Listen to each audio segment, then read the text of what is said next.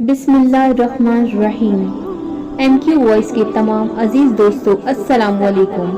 محترم ناظرین، آج کی اس ویڈیو میں آپ کو فرشتوں کی دنیا کیسی ہوتی ہے اور فرشتے کیسے ہوتے ہیں دوستوں، اس بارے میں مکمل تفصیل جاننے کے لیے اس ویڈیو کو آخر تک لازمی دیکھیں اور اس ویڈیو کو اپنے دوستوں کے ساتھ بھی شیئر کریں۔ اللہ پاک آپ سب کے والدین کو خوش رکھے اور صحت مند رکھے، آمین، جزاک اللہ۔ فرشتوں کی دنیا۔ فرشتوں کی دنیا، فرشتے اللہ تعالیٰ کی نورانی مخلوق ہیں جنہیں ان کی اصلی شکل و صورت میں دیکھنا انبیاء اکرام علیہ السلام کے علاوہ کسی اور کے لیے ممکن نہیں۔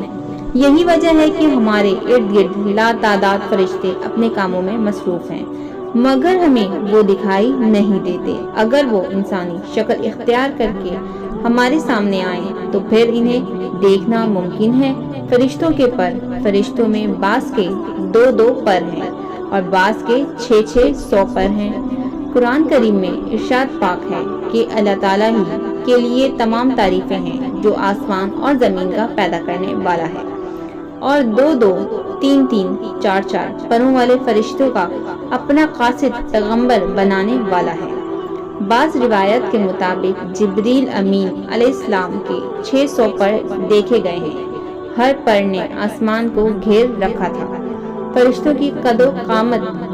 وہ فرشتے جنہوں نے عرش اٹھا رکھا ہے، ان کے قد و قامت کے بارے میں سیدنا انس رضی اللہ تعالیٰ عنہ سے مروی ہے کہ نبی کریم صلی اللہ علیہ وآلہ وسلم نے ارشاد فرمایا، عرش کو اٹھانے والے فرشتوں میں سے ایک فرشتے کے بارے میں مجھے یہ بتانے کی اجازت دی گئی ہے کہ جس کے پاؤں سب سے نچلی 7ویں زمین میں ہے اور اس کے کندھوں پر عرش ہے، اس کے دونوں کانوں اور کندھوں کے درمیان اتنی دوری ہے کہ اسے طے کرنے کے لیے پرندے کو 700 سال کی پرواز چاہیے۔ فرشتوں کی ضروریات۔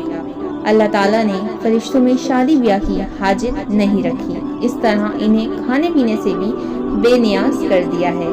اس کی وضاحت قرآن مجید میں مذکور سیدنا ابراہیم علیہ السلام کے اس واقعے سے ہوتی ہے جس میں کہ ابراہیم علیہ السلام کے پاس فرشتے آئے تو آپ علیہ السلام نے ان کے لیے فوراً گوشت لے کر آئے، مگر انہوں نے اسے تناول نہیں کیا۔ اللہ تعالیٰ نے فرشتوں کو بیماری، سستی، کاہلی، دکھ، تکلیف، تھکاوٹ اور اکتاہٹ وغیرہ سے محفوظ رکھا ہے۔ وہ دن رات فقط اللہ تعالیٰ کی عبادت اطاعت میں اتنے کاموں میں مصروف رہتے ہیں۔ فرشتوں کی تعداد کتنی ہے اس کے بارے میں کوئی تفصیل نہیں ملتی، کیونکہ اللہ تعالیٰ کا فرمان ہے، تیرے رب کے لشکروں کو اس کے سوا اور کوئی نہیں جانتا۔ بعض حدیث سے معلوم ہوتا ہے کہ فرشتوں کی تعداد بہت زیادہ ہے، بلکہ اندازہ ہوتا ہے کہ انسانوں اور جنوں سے بھی ان کی تعداد زیادہ ہے۔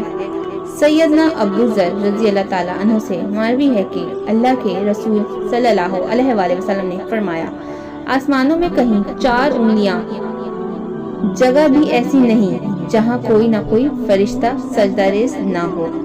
فرشتوں کی ایک اہم خاصیت یہ بھی ہے کہ وہ اللہ تعالیٰ کے حکم سے اپنی شکل و صورت کے علاوہ کوئی اور صورت بھی اختیار کر سکتے ہیں۔ یہ صورت کسی ایسے انسان کی بھی ہو سکتی ہے جسے دیکھنے والے پہچان لیں۔ انسانوں کے علاوہ کسی اور جاندار کی صورت اختیار کرنے کی فرشتوں کو طاقت ہے یا نہیں، اس کے بارے میں قرآن و سنت میں کوئی صراحت یا ذکر نہیں ملتا، البتہ ان کی انسانی شکل اختیار کرنے کے واقعات ضرور ملتے ہیں جن سے یہ اندازہ ہوتا ہے کہ فرشتے اللہ تعالیٰ کے حکم سے دیگر شکلیں بھی اختیار کر سکتے ہیں۔ فرشتوں کی طاقت۔ اللہ تعالیٰ نے فرشتوں کو انسانوں اور جنوں سے کئی گنا زیادہ قوت و طاقت عطا کر رکھی ہے۔ حضور نبی صلی اللہ علیہ وآلہ وسلم نے جب طائف کے مقام پر وہاں کے لوگوں کو سلام کی دعوت پیش کی تو آپ صلی اللہ علیہ وآلہ وسلم پر وہاں کے لوگوں نے ظلم و جبر کی انتہا کر دی اور حضور نبی کریم صلی اللہ علیہ وآلہ وسلم کو لہو لہان کر دیا۔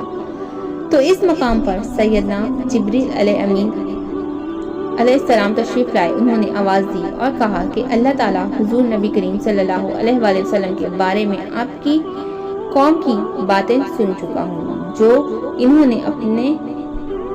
نے آپ کے خلاف اقدام کیا وہ بھی دیکھ چکا ہے۔ آپ کے پاس اللہ تعالیٰ نے پہاڑوں کا فرشتہ بھیجا، آپ ان لوگوں کے بارے میں جو چاہیں اس فرشتے کو حکم دیں۔